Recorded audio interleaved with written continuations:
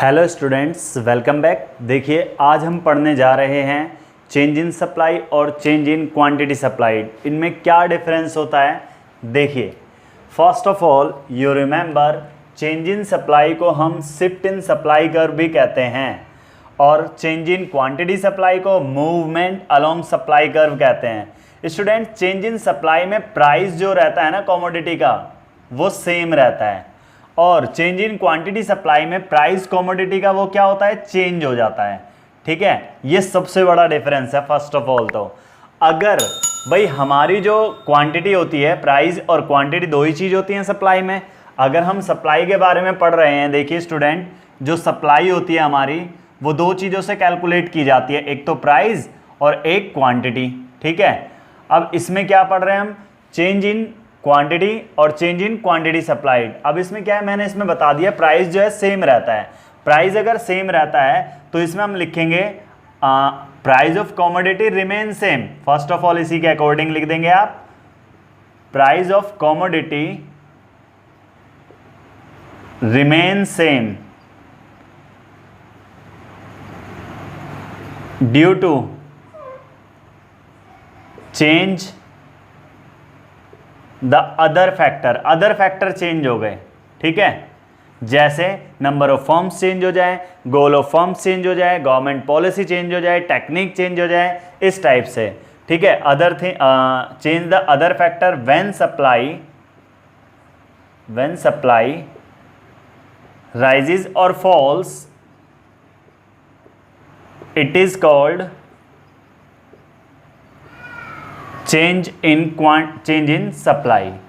ठीक है स्टूडेंट्स, देखिए प्राइस कमोडिटी का सेम रहने पर, अभी इसमें हमने पढ़ा जो प्राइस है कमोडिटी का वो क्या हो रहा है, चेंज हो रहा है। प्राइस चेंज हो रहा है तो हम लिखेंगे इसमें other things remain same, other things remain same due to change the price of commodity when quantity supplied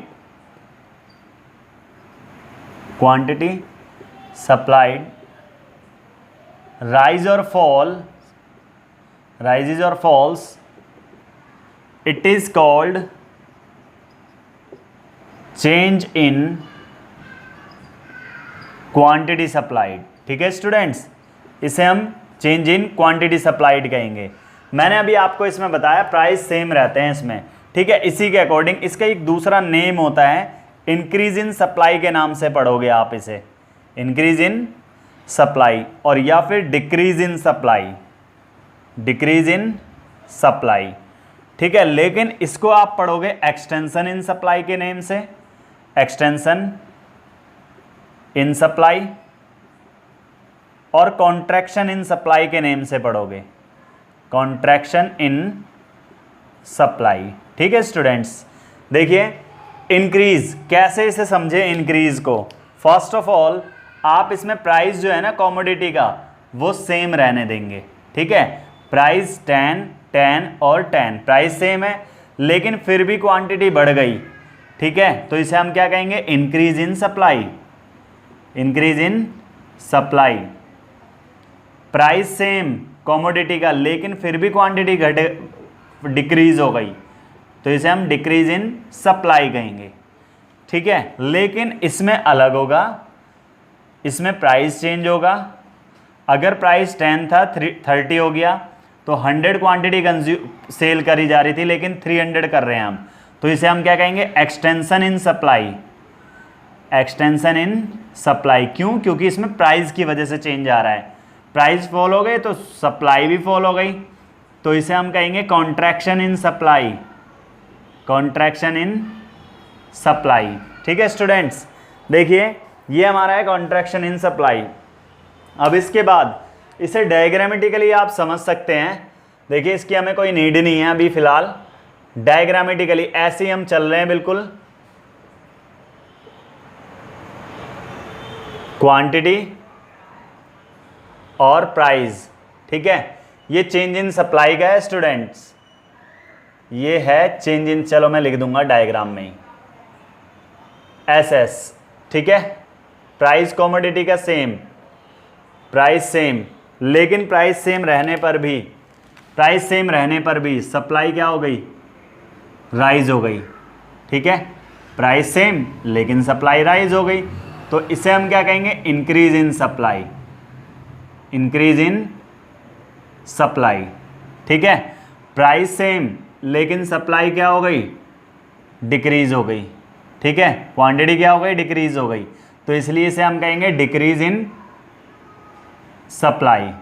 ठीक है, इंक्रीज और डिक्रीज, तो ये दोनों चीजें जो हमारे दोनों टर्म्स क्या कहलाएंगी, इसे हम कहेंगे change in supply, change in supply. देखिए स्टूडेंट, मेरे पास राइट हैंड साइड में स्पेस नहीं है, तो मैंने लेफ्ट हैंड साइड पे इसे बनाया है, आप भी लेफ्ट हैंड साइड पे इसे बना देंगे इस तरफ ही।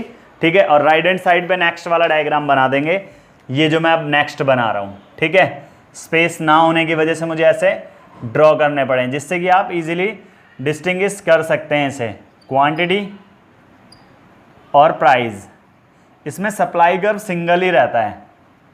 ठीक है, सिंगल सप्लाई कर्व रहता है, ई हमारा पॉइंट है और ये P, initial price initial quantity. लेकिन हुआ क्या, प्राइस राइज हो गए, प्राइस राइज होने से क्वांटिटी भी राइज हो गई, प्राइस राइज हुए क्वांटिटी राइज हुई, और ई पॉइंट हमारा E2 पर पहुंच गया, तो इसे हम कहेंगे extension in supply, extension in supply. ठीक है, अब अगर हमारा जो प्राइस फॉल हो जाता है और इससे क्वांटिटी भी फॉल हो गई हमारी, ठीक है, तो E1 हमारा पॉइंट होगा ये, तो ये कहलाएगा contraction in supply, contraction in supply. ठीक है, तो ये कॉन्ट्रैक्शन इन सप्लाई है। देखिए स्टूडेंट, इसे हम कहेंगे movement along supply curve, along supply curve. ये मूवमेंट वाला है, ये आपको राइट हैंड साइड पे बनाना है और ये लेफ्ट हैंड साइड पे बनाना है, ये आपको ध्यान रखना है। ठीक है, ये लेफ्ट हैंड साइड पे बनाएंगे आप, ये लेफ्ट हैंड साइड पे ड्रॉ कर देंगे और ये राइट हैंड साइड पे, तो ये आप समझ लेंगे फिर इससे चेंज इन सप्लाई और चेंज इन क्वांटिटी सप्लाई क्या होता है, इसे इजीली समझा जा सकता है। देखिए स्टूडेंट्स, अगर ये आपको टॉपिक समझ में आया है तो प्लीज़ इसे कॉपी करिए फर्स्ट ऑफ ऑल। अगर वीडियो आपको अच्छी लगती है तो प्लीज़ इसे शेयर कीजिए। अगर अभी आप